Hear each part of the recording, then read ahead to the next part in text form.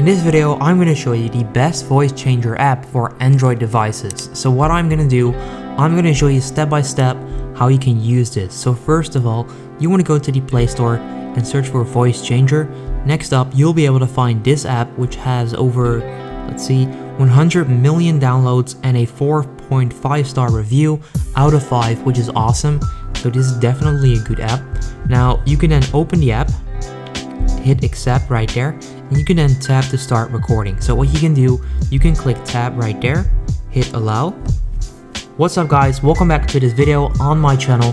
My name is Yuri. In this video, I'll show you how you can use a voice changer on your Android phone. Now once you're done, hit basically click to stop it.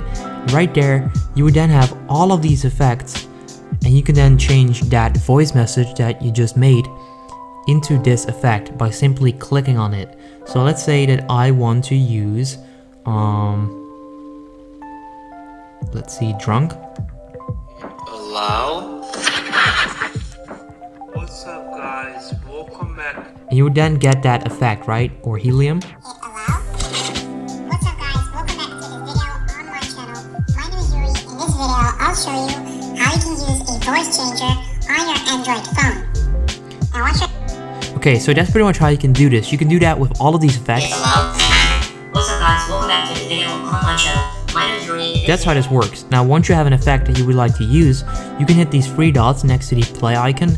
You can then share it, you can save the recording, you can set it as your phone ringtone or notification ringtone, or you can create an image with sound on Facebook. But let's say that I want to share it, I click share, and right there you can then share it on WhatsApp, Gmail, save to Drive, Messenger, basically any platform. And that's how you can use the voice changer app for Android. If the video helps you out, make sure you go ahead and leave a like on the video. I would appreciate that. Leave a comment and let me know if this worked, and then I'll see you next time.